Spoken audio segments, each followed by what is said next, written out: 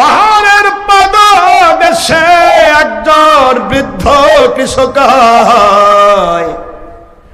হাড়ের তোর চামড়া সেটিং, দুর্বল কৃষকায় একজন দুর্বল মানুষ বসে মুসা আলাইহিস সালাম আওয়াজ শুনে গেলে, ও গো মুসা নবী আলাইহিস সালাম, কি বললেন ভালো করে বলুন। বলে, আমার মালিক চেয়েছেন মানুষের গোশত।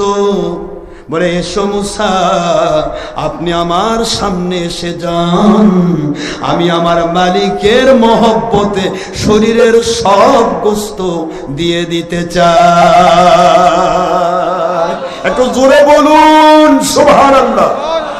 এই জন্য আমরা প্রথমে শুরু করছি, দেখি একটু পড়ি সূরা ফাতিহা। বিসমিল্লাহির রহমানির রহিম, আলহামদুলিল্লাহি রাব্বিল আলামিন। আলহামদু এই শব্দ দিয়ে আজকের আলোচনা শুরু। আলহামদুলিল্লাহ বলে আমরা আলোচনা শুরু করলাম। রাজি আছেন তো নাকি? আলহামদুর ভিতরে কি রয়েছে? আপনি কোরআন শরীফ যখনই পড়বেন, বাবারা সুযোগ পাইলে কোরআন পড়বেন, সুযোগ পাইলেই কোরআন পড়বেন। প্রতিদিন কমপক্ষে এক পাতা কোরআন শরীফ পড়ুন। কমের পক্ষে কোরআন শরীফ পড়লে কি হয়? আল্লাহর সাথে বান্দার গল্প হয়। জোরে বলেন কি হয়? বান্দা বলল আলহামদু, সকল প্রশংসা। মুহূর্তের ভিতরে মালিকের আওয়াজ হয়, লিমানিল হামদু ইয়া আব্দি, আয় আমার বান্দা কার প্রশংসা করছ, কার প্রশংসা করছ? বান্দা পড়ে ফেলল লিল্লাহ,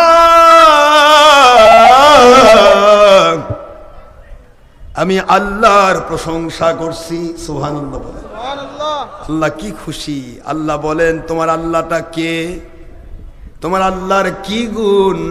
বান্দা পড়ে ফেলল রব্বিল আলামিন। আমার আল্লাহ হলো সারা জগতের প্রতিপালক, স্রষ্টা, খলিক, মালিক, রব, রেজেকদাতা, বিধানদাতা, আসমান জমিনের ভিতরে শান্তিদাতা, খেলাফত কায়েম করে দিয়ে পৃথিবীর মানুষকে শান্তি দিয়ে মুক্তিদাতা। সুবহানাল্লাহ বলেন। আমার রব, তিনি রব, আমার আল্লাহ সারা জগৎ সমূহের রব। খুব মন দিয়ে শোনেন, আমি অল্প কথায় শেষ করে দিব। এখান থেকে আলহামদু দিয়ে আমরা একটা ইয়াতে যাব।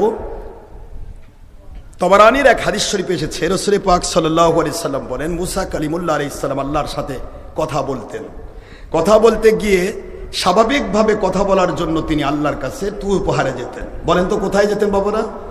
তুর পাহাড়ে যেতেন। যাবার পথে প্রথমেই একটা লোকের সাথে দেখা। লোকটি একটা দহলিজে, খুব মন দিয়ে শোনেন, একটা বিশাল বড় তার, যেটাকে আমরা বর্তমানে ড্রয়িং রুম বলি। কি রুম বলেন তো? ড্রয়িং রুম, যেটাতে মানুষকে মেহমানদারি করা হয়, মেহমানকে বসতে দেওয়া হয়। এই রুমে তিনি মেহমানদারি করছেন। সেই লোকটি মুসা আলাইহিস সালামকে ডেকে বলছেন, ইয়া মুসা কালিমুল্লাহ আলাইহিস সালাম, আমি আপনার খেদমতে আরজ করব, আমার সম্পদ এত বাড়িয়ে দিয়েছেন আমার আল্লাহ পাক যে আমি সম্পদের ভার বহন করতে পারছি না। তো আপনি দয়া করে একটু আমার আল্লাহকে বলবেন আমার সম্পদ যেন আল্লাহ পাক কমিয়ে দেন। আপনারা কি এমন আছেন কেউ যে হুজুর একটু সম্পদ কমিয়ে দেন? কথা বলেন দেখে। আমরা তো যদি শিবগঞ্জে একটা বিল্ডিং হয়, আল্লাহ বগুড়াতে এটা হলে ভালো হয়, বগুড়া যদি হয় কয় ঢাকা শহর হলে ভালো হয়, ঢাকা শহর একটা হলে বলে লন্ডনে হলে একটু ভালো হয়। আল্লাহ কয় তা আর হবে না। আলহাকুমুত তাকাসুর হাত্তা যুরতুমুল মাকাবির, এখন কবরের মাটি তোমার বুকে না পড়া পর্যন্ত তোমার তৃপ্তি মিটবে না। কথা বলছে না কেন? স্বাদ মিটবে না, তোমার সম্পদের লোভ শেষ হবে না। কিন্তু বনী ইসরাঈল মুসা আলাইহিস সালামের এক উম্মত, তিনি বলতেছেন যে আমার সম্পদ আল্লাহ যেন কমে দেয়। সুবহানাল্লাহ বলবেন না? কেন তার সম্পদ এত বাড়লো জানা দরকার আছে কি? আওয়াজ দেন। সম্পদ কেন বাড়লো, বাড়ার কারণটা কি? আমরা গ্রামের মানুষ, আমার বাবারা মন দিয়ে শুনবেন, অনেকে আছে শুকরিয়া করে না। গোটা জমি ভরা আলু, কয় যে এবার আলুই হয়নি। কথা বলেন না কেন? জমি ভরা ধান, ভয় ভাই একেবারে আর বলেন না, একেবারে ধানই হয়নি। আব্বা আপনি শুকরিয়া করেন, আমরা শুকরিয়া করি। ধানের বিষয়টা নিয়ে একটা ছোট্ট গবেষণা এসেছে। আপনারা ধান কেমনে হয় আর সিটা কেমনে হয় জানেন? এটা গবেষণা, বোটানিক সার্জারিতে গবেষণা এসেছে যে ধান হয় কিভাবে। ধান যখন তৃপ্তি সহকারে হা করে থাকে, আমার মালিক কুদরত থেকে এক ফোঁটা শিশির বিন্দু দিয়ে দেয়। এক ফোঁটা শিশির বিন্দু দেওয়ার সাথে সাথে ধান আলহামদুলিল্লাহ পরে বন্ধ হয়ে যায়। সকালবেলা রোদের তাপ পড়লে ভিতরে বুদবুদ শব্দ হয়, এটা কমপ্লিটলি ভিতরে ঘোলা হয়ে যায়, অর্থাৎ কি হয়, গরম হয়, হয়ে এটা দুধ চেপে চালের আকার ধারণ করে। আর আরেকটা হা করে থাকে, আরেক ফোঁটা খাবো। কথা বলেন, কথা বোঝেন নাই? হা করে থাকে, আরেক ফোঁটা খাইবো, এই আরেক ফোঁটা খাইবো করে হা করে থাকে, আর তো পড়বে না। পরে রোদের তাপে যেটুকু ছিল ওটাও বাষ্প হয়ে উড়ে যায়। কথা বলেন, তখন কি হলো? এটা পাতান হয়ে গেল। আমাদের দেশে পাতান কয়, সিটা পাতান, তো সিটা ধান হয়ে গেল। তার মানে কি, তৃপ্তি যার অল্পে সে গাছতলায় বসেও শান্তি পায়, আর যার তৃপ্তি নেই, আত্মতৃপ্তি নেই, সে ব্যক্তি 22 তলা বিল্ডিং এও ছটফট করে। আমি আপনাদের খেদমতে আরজ করছি, আমরা আজকে যত রকমের কাজ করছি সবকিছুই শুধুমাত্র আমাদের আত্মতৃপ্তি না থাকার কারণে। মন দিয়ে শুনবেন, শেষ করে দিব। আত্মতৃপ্তিটা একটা আলাদা জিনিস, এখানেই বুঝতে পারবেন দুইটি কন্ডিশন। মুসা আলাইহিস সালাম বলেন, ঠিক আছে আমি তোমার কথা বলবো। সময় তো বেশি লাগে না, আল্লাহর সাথে কথা বলতে সময় বেশি লাগে। যাচ্ছেন রাস্তার পাশে বালির বাঁধ, বালির স্তূপ, স্তূপকে নিজের ইজ্জত ঢেকে নিয়ে একজন মহিলা বলে, মহিলা শুধু মুখটা খোলা, ও মুসা কালিমুল্লাহ আলাইহিস সালাম, আমি আল্লাহর বান্দি, আমার শরীরে পোশাক পর্যন্ত নাই, আমি বালুকার স্তূপ দিয়ে আমার শরীর ঢেকে রেখেছি, আপনি মেহেরবানি করে আমার আল্লাহর কাছে একটু বলবেন, ও আল্লাহ আপনি যেন ওই মহিলাকে সচ্ছল বানিয়ে দেন। একই জায়গায় একজন সম্পদ কমাতে বলে, আরেকজন আপনার মন খারাপ করে বসে আছে, আওয়াজ না দিতে দেবো, আওয়াজ শুনবেন না। আমি তো শুরু করতেছি কেবল, কিচ্ছা কাহিনী বলা অভ্যাস আমার নাই, কিন্তু মূল কথা হলো আমাদের কিছু শিক্ষার দরকার আছে না নাই? Example is better than good advice, अक्लमंद और समझदार के लिए इशारा काफ़ी है, जगह जी लगाए के लिए दुनिया नहीं है, ये इबरात की जाहे तमाशा नहीं है, चोहेंगे गुफ्तान खुना जाने फाक चबर तख्त मुर्दा चबरु एक खाक। बाबारा मस्जिদের পালকি যখন সময় আমাদের বাড়িতে আসবে তার আগেই আমাদেরকে ইশারায় বুঝে নিয়ে মালিক খলিক রবকে খুশি করা উচিত। বেশি কথা বলতে হয় না, জ্ঞানীর জন্য অল্পই যথেষ্ট, বেশি কথা বলতে হয় না। আমি সত্য করে আপনাদেরকে একটি কথা বলতে চাচ্ছি, সূরা ফাতিহার আলহামদু থেকে নিয়ে এসেছি। কষ্ট হচ্ছে আপনাদের? বাবাজিরা আমার, মহিলা বলে, ও মুসা কালিমুল্লাহ আলাইহিস সালাম, আপনার খেদমতে আরজ করব, মেহেরবানি করে আল্লাহর কাছে একটু আমার কথা তুলে ধরবেন, আমি যেন সচ্ছল হয়ে যাই। মুসা আলাইহিস সালাম বলেন, ঠিক আছে বলবো। পরে আরেকজনের সাথে দেখা, মহিলা বলে, হুজুর জীবনে বয়স হয়ে গেল প্রায় 80 বছর, আজ অবধি আমার কোনো সন্তান নাই, মেহেরবানি করে আল্লাহর কাছে জেনে নেবেন আল্লাহ রব্বুল আলামিন কি আমার কপালে সন্তান রেখেছেন। সুবহানাল্লাহ। তিনটি কন্ডিশন নিয়ে তিনি চলে যাচ্ছেন তুর পর্বতে। কইহে তুরে যাচ্ছেন মুসা আলাইহিস সালাম, তুর পাহাড়ে উঠতে যাবেন, আমার আল্লাহ বলেন, ইয়া মুসা, ও আমার মুসা, আপনি তো মুসা আলাইহিস সালাম উঠতেছেন এমন এক তুরে, কুহে তুরে, যেই জায়গাতে আপনার রবের কুদরতি নূর বিরাজ করছে। فخلعنا عليك يا موسى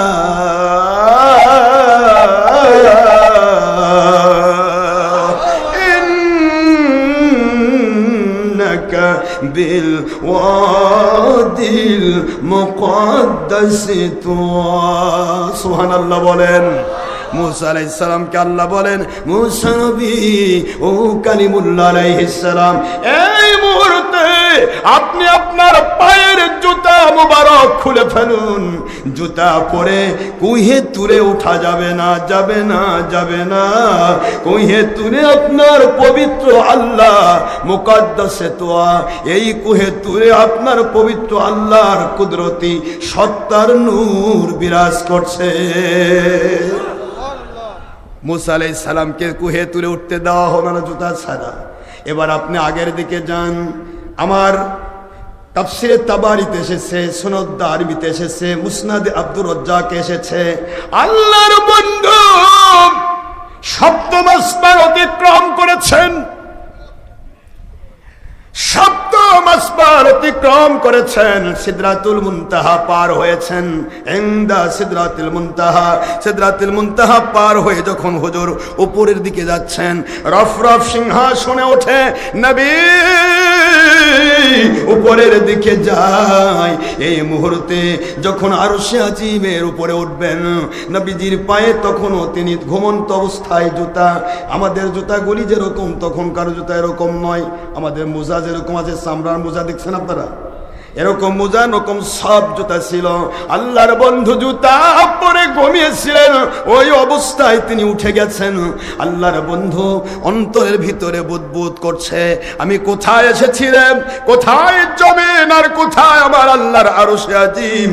এখানে আমার মালিকের আরশে আজিমে জুতা নিয়ে উঠবো, এত বড় স্পর্ধা আমার কি করে হলো? আমি তো শুনেছি মুসা আলাইহিস সালাম দুনিয়ার তোর পাহাড়ে জুতা নিয়ে উঠতে পারেন নাই। আমার আল্লাহর পক্ষ থেকে আমাকে আওয়াজ দেওয়ার আগেই আমি জুতা খুলে ফেলতে চাই। আল্লাহর বন্ধু জুতা খুলে ফেলবেন, এই মুহূর্তে মালিকের আওয়াজ আসে, বন্ধু ইয়া হাবিবি। মুসা কালিমুল্লাহ হলো ৭০,০০০ নবীর সরদার, আর আপনাকে বানাইছি আমি সকল নবীর সরদার। এটা জোরে বলতে হবে। কুল ইন্নী রাসূলুল্লাহি ইলাইকুম জামিআ। একটু জোরে বলতে হবে সুবহানাল্লাহ। করুন আমার সাথে, কুল ইন্নী রাসূলুল্লাহি ইলাইকুম জামিআ। আল্লাহ পাক বলেন, বন্ধু দুনিয়ার মানুষগুলো ওরা, আপনি ওদেরকে বলবেন কল, আপনি বলে দিবেন কওলু লা ইলাহা ইল্লাল্লাহ তুফলিহু। আপনি তাওহীদের প্রচার করবেন, আর আমি আল্লাহ পাক রিসালাতের প্রচার করব। আরে সুবহানাল্লাহ বলে না জোরে। আপনি বলবেন তোমরা লা ইলাহা ইল্লাল্লাহ বলো, আল্লাহ ছাড়া কোনো মাবুদ নাই, আল্লাহ ছাড়া কোনো ইলাহ নাই, আল্লাহ ছাড়া কোনো আইনদাতা বিধানদাতা নাই, আল্লাহ ছাড়া কোনো মালিক খলেক রব নাই। ওই মালিক তিনি একমাত্র রব, এইটুকু পরিচয় আপনি দেন। কারণ ওরা তো আমার বাদ দিয়া ওরা বিভিন্ন প্রকার দেবদেবীর পূজা করে। কথা কন না কেন? দেবদেবীর পূজা নিয়ে ওরা ব্যস্ত। আপনি প্রচার করবেন আমি আল্লাহকে, আর আমি আল্লাহ বলে দিচ্ছি, যখনই আমাকে মেনে নিল তারা, আপনাকে মানানোর দায়িত্ব হলো আমার। একটু জোরে বলতে হবে সুবহানাল্লাহ। ইয়া আইয়ুহাল্লাযীনা আমানু আতিউল্লাহ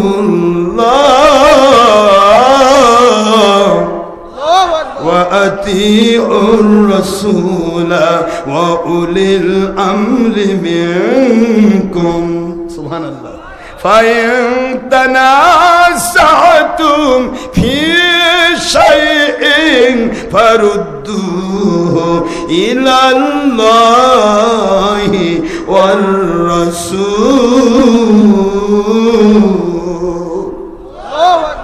আল্লাহ পাক বলেন সূরাতুন নিসা 4 নম্বর সূরা 5 নম্বর পারা মদিনায় অবতীর্ণ আইন আয়াত শরীফ নম্বর 59 আল্লাহ বলেন হে মুমিনেরা this notice only for believers not for disbelievers and non-Muslims who stand this world female or a female young or adult or student or believers of this world oh মুমিনেরা পুরুষ হও মহিলা হও জিন হও ইনসান হও আমি আল্লাহ পাকের আইন আমি আল্লাহর আইন হলো আমাকে মেনে নাও আতিউল্লাহ আমি আল্লাহ যা হুকুম করব তা মানো আমি আল্লাহ যা নিষেধ করব তা ছাড়ো এটা হলো মুমিনের ডিউটি এটা জোরে বলতে হবে কার ডিউটি এটার নাম আল্লাহর গোলামি একটু মন দিতে হবে কার গোলামি যা আদেশ করবে তা মানবো যা নিষেধ করব তা ছাড়বো তার নাম কি কথা বলেন না কেন বুঝতে পারতেছেন আমার কথা যা আদেশ করবেন মানব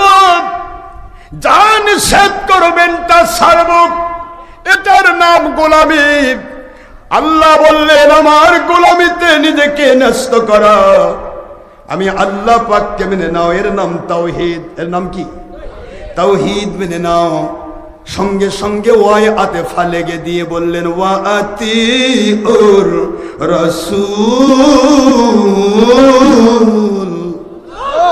কি করে তোমরা আমাকে মানবে আমাকে মানতে হলে আমাকে দেখতে হয় আমাকে মানতে হলে আমার থেকে ডাইরেক্ট আদেশ নিষেধ পেতে হয় কিন্তু আমার থেকে ডাইরেক্ট আদেশ নিষেধ দুনিয়ার কেউ পাবে না আমি আদেশ নিষেধ যাকে করি তিনি হয় নবী তিনি হয় রাসূল আমার রিসালাতের রাসূল ওহী দ্বারা নিয়ন্ত্রিত আমার রাসূলকে ভালোবেসে মেনে নাও আমি আল্লাহর তাওহীদের দরজার তালা খুলে যাবে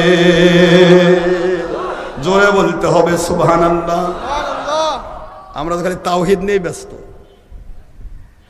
তাওহীদের গোলাম হতে গেলে আল্লাহর আইন হলো ওয়া আতিউর রাসূল এই কথাটা অর্ডারটা কার আমাকে আওয়াজ দিতে হবে অর্ডার কার আল্লাহর অর্ডার মানা গোলামি কার আল্লাহর অর্ডার মানা গোলামি কার তাহলে রাসূল মানা আল্লাহর গোলামি করা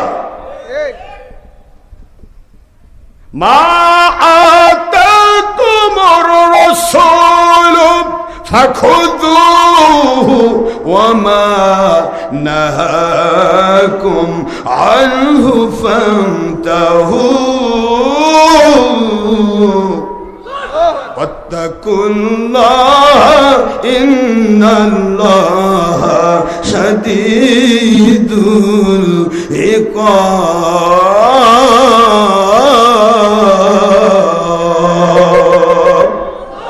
কোরআন শরীফে সূরাতুল হাশর 7 নম্বর আয়াত শরীফ 28 পারা আল্লাহ পাক বলেন আমার রাসূল যা আদেশ করেন তা মেনে নাও আমার রাসূল যা নিষেধ করেন তা ছেড়ে দাও কথা বলেন না কেন আমার রাসূল যা আদেশ করবেন তা মেনে নাও আমার রাসূল সাল্লাল্লাহু আলাইহি সাল্লাম যা নিষেধ করেন তা ছেড়ে দাও এইটা আল্লাহর হুকুম এই জন্য রাসূলকে মানার ব্যাপারে যদি একটু এদিক সেদিক করো আত্তাকুল্লাহ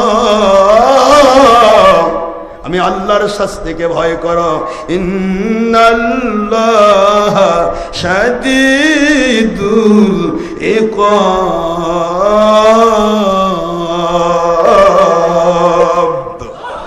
আল্লাহ বলেন আমার কঠিন শাস্তি তোমাদেরকে পাকড়াও করবে আমার নবীকে নিজে সুসেরা করো তাহলে নবীজি যা আদেশ করবেন নবীজি পাক সাল্লাল্লাহু আলাইহি ওয়াসাল্লাম যা নিষেধ করবেন তা মেনে নেওয়া কার আদেশ তাহলে নবীর গোলামির অর্থ হলো আল্লাহর গোলামি কথা বলে না আওয়াজ দেন আমরা গোলাম আল্লাহর কিন্তু আল্লাহ যদি আদেশ করেন এদেশের শাসক মনে করেন রাষ্ট্রপতি বা বর্তমানে যিনি আছেন তিনি যদি আদেশ করেন এই এলাকার মধ্যে কোনো উপদেষ্টাকে দায়িত্ব দেন তাহলে ওই উপদেষ্টাকে মানা মানে ওনার আদেশ মানা কথা বোঝেন নাই আমার আল্লাহ পাক আদেশ করেছেন আমার নবীকে মানো আমার নবী যা আদেশ করেন তা মানো আমার নবী যা নিষেধ করেন তা ছাড়ো এই ব্যাপারে শাস্তিরও ভয় দেখানো হলো অথচ আমরা বলতেছি শুধু তাওহীদ তাওহীদ গোলাম একমাত্র আল্লাহর আর কারো গোলামি হওয়া যাবে না তাহলে নবীর আদেশ মানা বলেন নবীর আদেশ মানলে হবে না বাবা বলতেছে, বাবা ছেলে তুমি কি করবে? বাবা আপনি যা আদেশ করবেন আমি তাই মানব। ঠিক আছে, আমি তো অফিসে গেলাম, তোমার আম্মা যা বলবে সেটাই আমার আদেশ। কথা বলেন না? তোমার আম্মা যা বলবে সেটাই আমার, তোমার আম্মা যা বলবে তুমি সেটা শুনবে, এটা আমার আদেশ। বাবা অফিসে গেছে, ছেলেকে মা বলতেছে বাবা একটু পেঁয়াজ নিয়ে আসো। কয় না আমার কথা তো তা না, আমি বাবার হুকুম মানবো, তোমার হুকুম তো মানবো না। কথা বলেন। তাহলে ছেলে কি বাবাকে মানলো? এটাও যা। যে ব্যক্তি বলে শুধু আল্লাহকে মানবো, রসুল মানবো না, রসুল মানবো অলি মানবো না, সেটাও তা। তবে মুসা আলাইহিস সালাম গেলেন, কথাবার্তা হয়ে গেল। এবার মুসা আলাইহিস সালাম বলতেছেন আল্লাহকে, আল্লাহ পাক ওই মানুষগুলি কি হবে? আল্লাহ বললেন, প্রথম যে মহিলার সাথে দেখা হয়েছে, লাস্টে যে মহিলার সাথে দেখা হলো, তাকে বলো তার কপালে আমি কোনো সন্তান লেখি নাই। সুবহানাল্লাহ বলে। দ্বিতীয় নম্বর মহিলাকে বলো, সে ব্যক্তিকে যা সম্মান, যা কিছু আমি সম্পদ দিয়েছি, তার যেন সে যেন শুকরিয়া আদায় করে। তৃতীয় নম্বর ব্যক্তিকে বলো, সে শুকরিয়া এত করে, আলহামদুলিল্লাহ শব্দটা এত বলে যে আমি আল্লাহ পাক তার সম্পদ বাড়িয়ে দিতে থাকি। সে যদি সম্পদ কমাতে চায় তাহলে শুকরিয়া কমাতে হবে। কি কথা বুঝতেছেন? কথাগুলি শুনে মুসা কালিমুল্লাহ আলাইহিস সালাম তিনি ছুটে যাচ্ছেন। খেয়াল করেন বাবারা, কষ্ট হচ্ছে আপনাদের? তিনি ছুটে যাচ্ছেন ওই মানুষগুলোর কাছে। মহিলাকে বলা হলো, মহিলা তোমার সন্তান আমার আল্লাহ পাক তোমার কপালে লেখেন নাই, ভাগ্যের ভিতরে লেখেন নাই। দ্বিতীয় জন মহিলা তো আনন্দের সাথে গেলেন, ভাগ্যে যখন নাই আর কি হবে? মালিকের দয়া যদি হয়, আল্লাহ ইচ্ছা করলে ভাগ্য পরিবর্তন করতে পারেন কিনা? লা ইয়ারুদ্দু তাকদীরু ইল্লা বিদ্দুআ। অনেক দোয়া আছে যে দোয়ার মাধ্যমে মালিক খালিক রব তাকদীরও পরিবর্তন করে দেন। একটু জোরে সুবহানাল্লাহ বলেন। মহিলা বললেন, হুজুর আল্লাহ যখন সন্তান দেবেন না, কপালে নাই, তাহলে দরকার নাই, হয়তো এটা মঙ্গলজনক নয়। বাড়িতে চলে গেলেন। বাড়িতে যাওয়ার পর ঘরের ভিতরে ঢুকে কান্নাকাটি শুরু করেছেন, মালিক কপালে সন্তান নাই, আমার স্বামীকে তা আমার শাশুড়ি বিয়ে করাবে। মালিক যদি আপনি দয়া করেন, সন্তান যদি আপনি আমাকে দেন, আমার বাড়িতে সতীন আসবে না। সন্তান যদি না দেন, আমাকে কষ্ট পেতে হবে। এত বছরে একটা পাগল মালিক খলিক রব পাঠিয়ে দিলেন। দোয়ার দাম আছে কিনা ভাইজান, এখান থেকে একটু সংগ্রহ করুন, দোয়ার মূল্য আছে কিনা। পাগল বলে, কে আছো?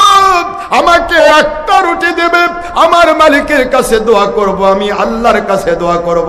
একটি সন্তানের দুইটা রুটি দিবে, দুইটা সন্তানের দোয়া করব। তিনটি রুটি দিবে, তিনটি সন্তানের দোয়া করব। কে আছো আমাকে রুটি দান করবে? মহিলা বলে, আমার ভাগের রুটি আছে একটা, স্বামীর ভাগের রুটি আছে দুইটা। সুবহানাল্লাহ। তিনটি রুটি নিয়ে মহিলা দৌড় দিয়ে যায়। পাগলকে বলে, পাগল বাবাজি, সন্তান আমার কপালে মালিক লেখেন নাই। যদি তোমার দোয়া তুই মালিকের কাছে করো, আমার মালিক ইচ্ছা করলে সন্তান আমাকে দিতে পারেন। যাও, তিনটি রুটি দিয়ে দিলাম। তিন রুটি নিয়ে পাগল আমার মালিকের কাছে হাত তুলে, মালিক খালিক রব, ও দরদি আল্লাহ, আমি ওয়াদা করেছি মেয়েটিকে তিনটি সন্তানের দোয়া করব। আপনি মালিক, আপনি খালিক, আপনি রব, আমি গুনাহগার পাগল হাত তুলেছি, মেহেরবানি করে আপনি এই মহিলাটাকে তিনটি সন্তান দান করুন। সুবহানাল্লাহ। এমন দোয়া আছে মালিক কবুল করে থাকে। আল্লাহ পাক রব্বুল আলামিন পাগলের দোয়া কবুল করে নিয়ে তিনটি সন্তান মহিলাকে দিয়ে দিলেন। সন্তান নিয়ে মহিলা একটা কোলে, কষ্ট হচ্ছে আপনাদের, আরেকটা হেঁটে বেড়াচ্ছে।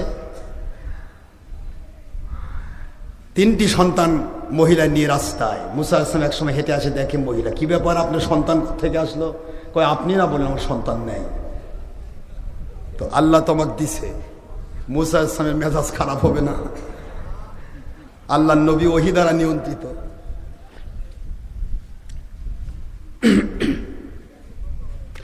মূসা আলাইহিস সালাম আল্লাহর কুদরতের কাছে হাত তুলে, মালিক খলিক রব, 70,000 নবীর সরদার বানিয়েছেন আমাকে, আপনি আমাকে জলিল কদর নবী উপাধি দিয়েছেন, আমাকে বললেন মহিলার সন্তান নাই, আজ দেখি তাকে 3টা সন্তান দিয়ে দিছেন।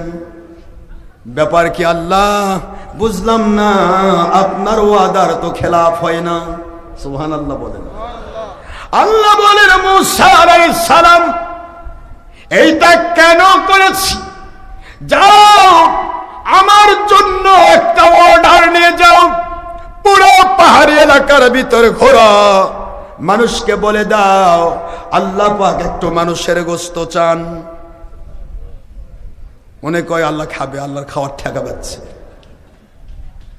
আল্লাহ পাক মানুষের গোশত চান। কেসো মানুষ যাকে বলে পালিয়ে যায়, কিসের আবার গোশত দিবে? মুসা আসলাম পাগল হয়ে গেছে, মানুষের গোশত চায়। মুসা নবী পাগল হয়ে গেছে। নাউজুবিল্লাহ বলেন। আল্লাহ নবী পাগল হয়? ওহী দ্বারা নিয়ন্ত্রিত নবী বলতেছেন যাকে বলে সে তো গোশত। পাহাড়ের পাদদেশে একজন বৃদ্ধ কৃষক, হাড়ের টোর চামড়া সেটিং, দুর্বল কৃষকায় একজন দুর্বল মানুষ বসে মুসা আলাইহিস সালাম আওয়াজ শুনে গেলে, ও গো মুসা নবী আলাইহিস সালাম, কি বললেন ভালো করে বলুন। বলে আমার মালিক চেয়েছেন মানুষের গোশত। বলে এসো মুসা, আপনি আমার সামনে এসে যান, আমি আমার মালিকের মহব্বতে শরীরের সব গোশত দিয়ে দিতে চাই। একটু জোরে বলুন সুবহানাল্লাহ। মুসা আলাইহিস সালাম বলেন, কও কি?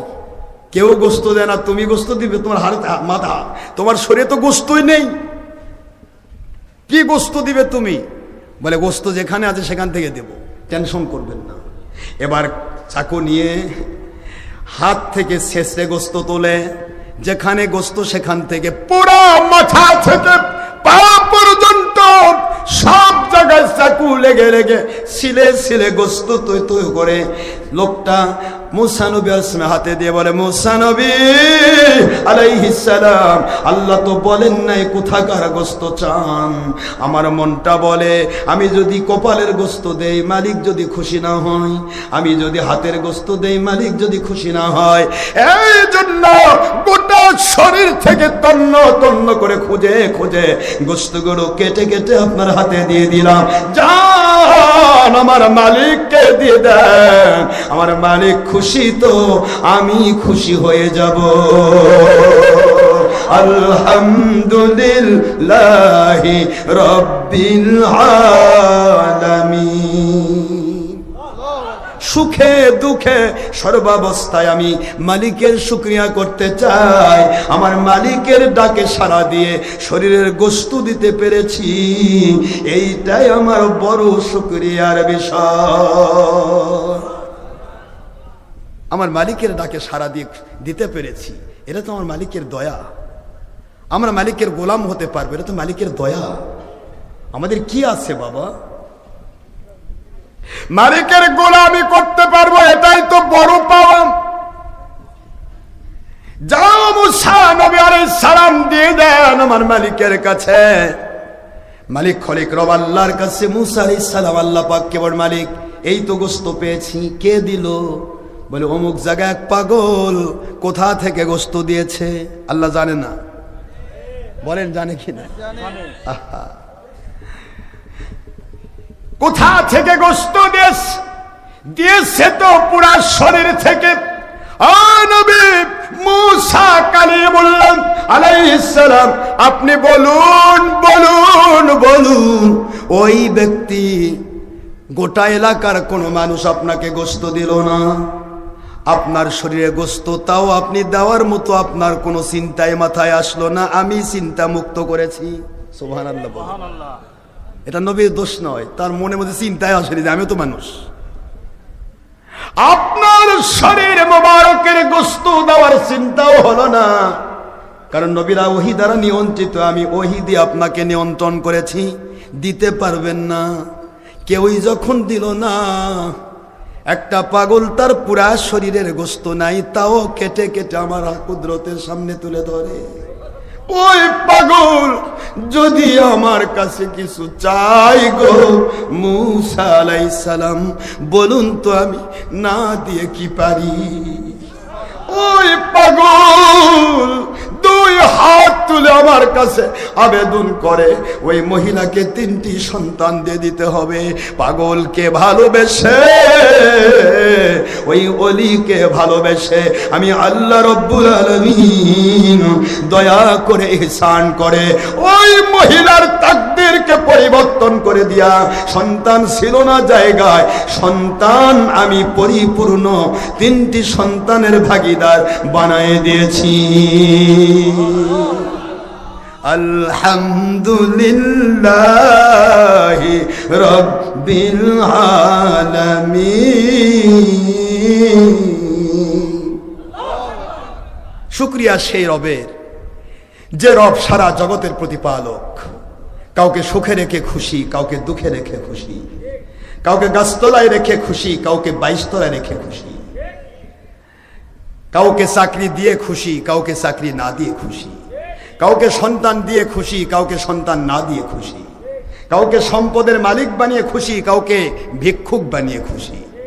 ভালো মন্দ সর্বাবস্থায় যখন একজন মুসলমান আল্লাহর শুকরিয়া করে, আল্লাহ পাক বলেন ফেরেশতাদেরকে, দেখো এত অসুবিধা, তারপরে সে আমার শুকরিয়া বাদ দেয় না। যাও, যে অসুবিধাগুলি আছে এই শুকরিয়ার কারণে, আলহামদুলিল্লাহ বলার কারণে আমি তার জিন্দগির সব সমস্যাগুলির সমাধান দিয়ে দিলাম।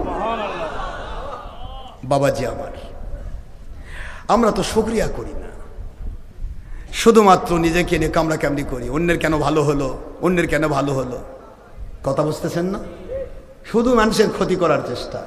ওই একজন নাকি শবে বরাতের রাত্রে গেছে দোয়া করার জন্য, বন্ধুর কাছ থেকে চাই যে বন্ধু তোমার সুন্দর পঙ্কিরাজ ঘোড়াটা আমাকে একটু দাও, আমি একটু ঘুরে আসি।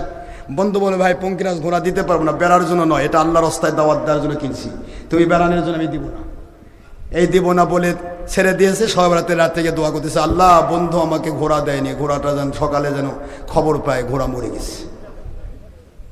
দেখছেন, দেয়নি দেখে ঘোড়া মরবে, এরকম স্বভাব আমাদের না।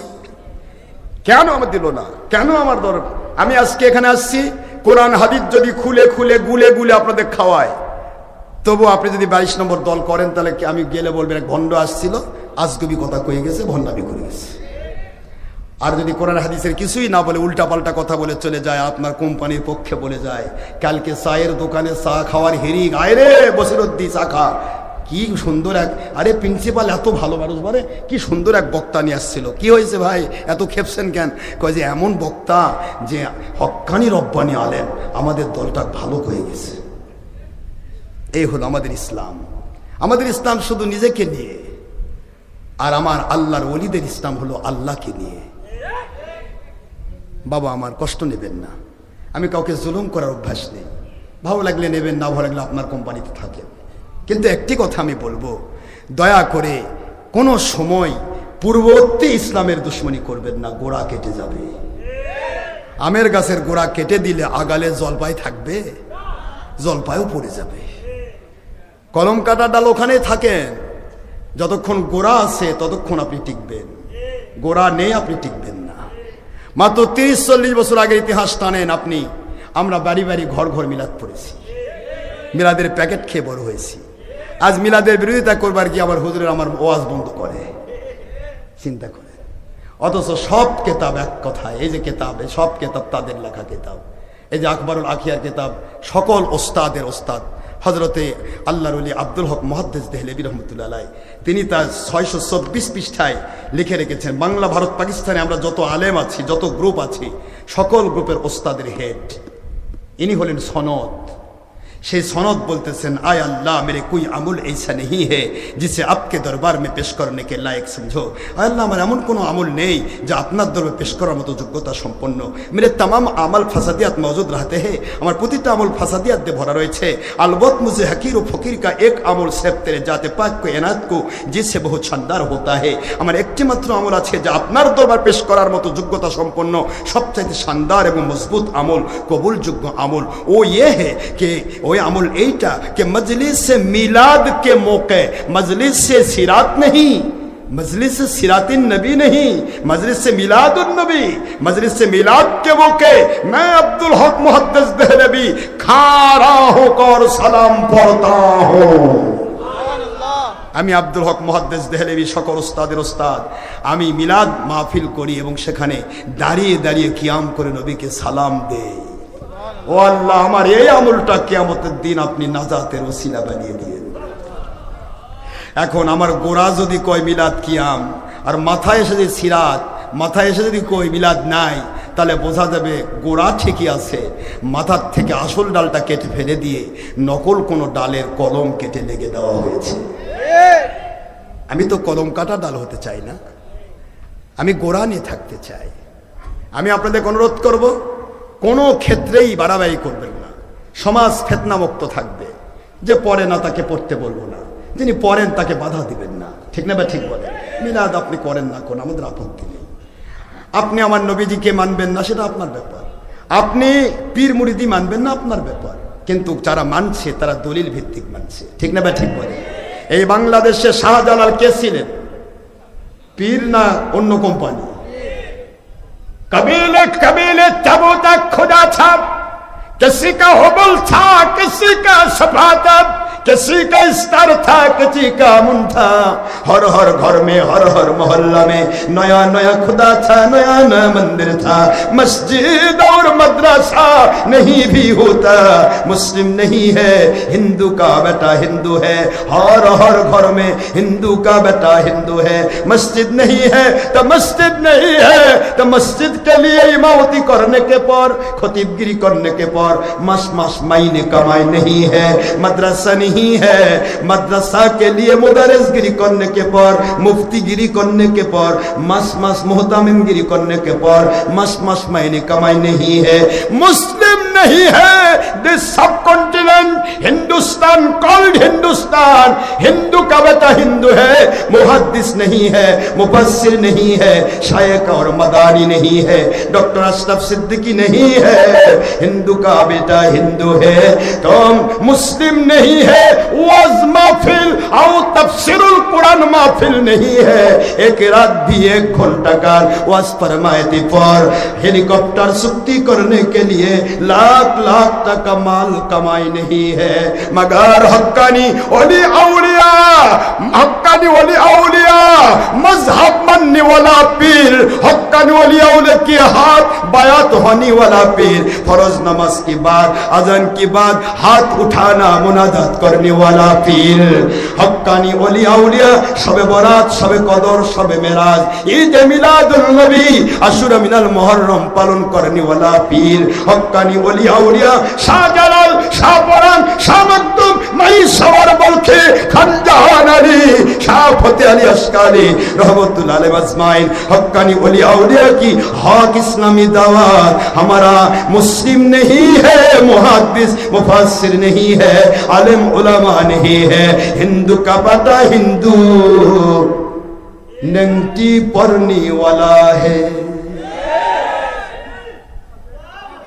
কোথায় যাচ্ছেন আপনি? কার বিরুদ্ধে বলছেন? তাফসীরের কোরআন মাহফিলের নাম করে পীরের বিরুদ্ধে যাচ্ছেন, গোড়া কেটে যাবে।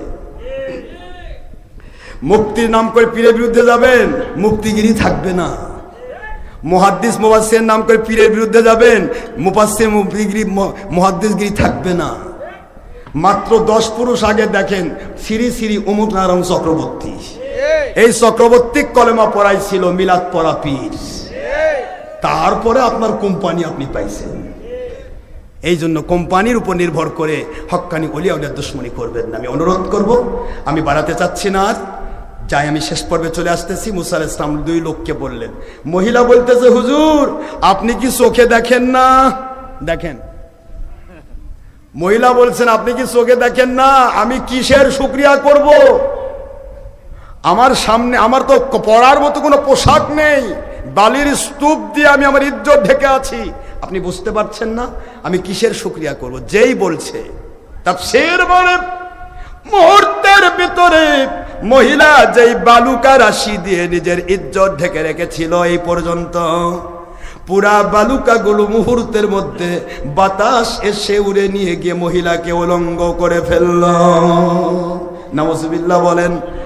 আল্লাহ পাক বলেন, লাইন শাকারতুম লাযিদান্নাকুম ওয়া লাইন কাফারতুম ইন্না আযাবি লাশাদীদ।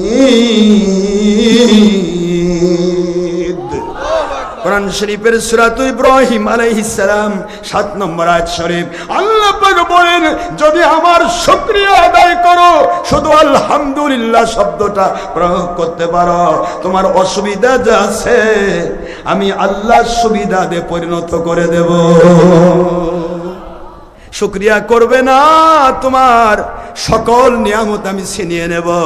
কৃতজ্ঞ হয়েছ, অকৃতজ্ঞ হয়েছ, তোমার জিন্দেগির নিয়ামত কমিয়ে দেব। ও আমার বাবাজিরা, মহিলার ওই বালু যে স্তূপ করে রেখেছিল, এগুলি কার দেওয়া নিয়ামত? মুসা আলাইহিস সালাম বিপরীতমুখী হয়ে বলেন, ভ্রান্ত মহিলা, তুমি চিন্তা করতে পারো না কত মানুষের হাত নেই, তোমার হাত আছে। কত মানুষের পা নেই, তোমার পা আছে। কত মানুষের চোখ নেই, তোমার চোখ আছে। কত মানুষের কান নেই, তোমার কান আছে। কত মানুষ পাগল, তোমাকে আল্লাহ মেধা দিয়েছে। কত মানুষ আজকে কত বিপদে, আর তুমি বালু নিয়ে ইজ্জত ঢেকে রেখেছ, আর শুকরিয়া করার কোনো জিনিস পাচ্ছ না। যতদিন আমার আল্লাহর শুকরিয়া আদায় করতে না পারবে, ততদিন পর্যন্ত তুমি সচ্ছল হতে পারবে না। যে ব্যক্তি আল্লাহর শুকরিয়া থেকে নিজেকে গুটিয়ে নেয়, সে কোনোদিন আল্লাহর কাছে সচ্ছলতা পাবে না। চলে গেলেন সেই লোকটির কাছে যিনি এখনো তার ড্রয়িং রুমে বৈঠকখানায় মানুষদেরকে খাবার খাওয়াচ্ছেন, এখনো খাওয়াচ্ছেন। দৌড়ে এসে বলে, আসসালাতু ওয়াসসালামু আলাইকা ইয়া রাসূলুল্লাহ। আই মুসা কালিমুল্লাহ আলাইহিস সালাম, মেহেরবানি করে বলুন, আমার সম্পদ কমার জন্য আমার মালিকের কাছে আমি আবেদন পাঠিয়েছিলাম, আপনি কি বলেছিলেন? হ্যাঁ বলেছি, মালিক খলিকরা বাবাকে বলেছেন। মুসা আলাইহিস সালাম তিনি হচ্ছেন ওই ব্যক্তিটা, এমন একজন ব্যক্তি প্রতিটি মুহূর্তে সে আমার শুকরিয়া করে, আলহামদুলিল্লাহি রাব্বিল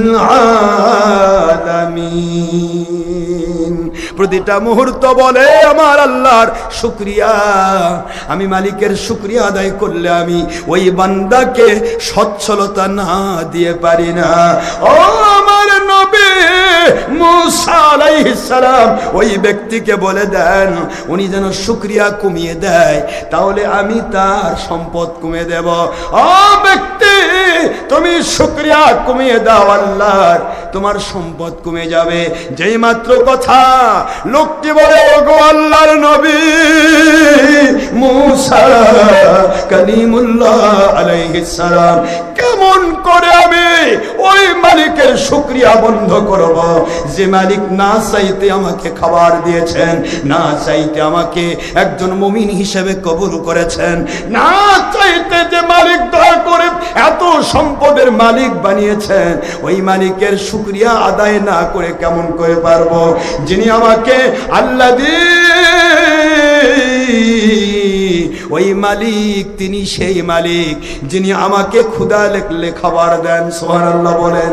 যিনি আমাকে তৃষ্ণা লাগলে আমাকে ইয়াসকি পানি দান করেন, ওই মালিকের শুকরিয়া আদায় না করে আমি পারবো না। পড়ে নিলাম আলহামদুলিল্লাহ।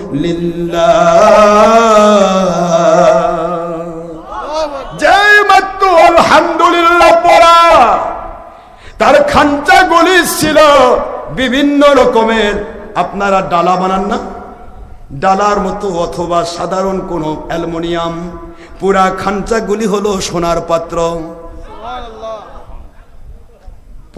সঙ্গে সঙ্গে তার চাকুটা হয়ে সোনার পাত্র, সম্পদে ভরে গেল। মুসা আলাইহিস সালাম বললেন, আমার আল্লাহ পাক রব্বুল আলামিন শুকরগুজারকারীর সম্পদ কখনো কমাবেন না। সুবহানাল্লাহ বলেন। লা ইন শাকারতুম লাযিদান্নাকুম ওয়া লা ইন কাফারতুম ইন্না আযাবি লাশাদীদ।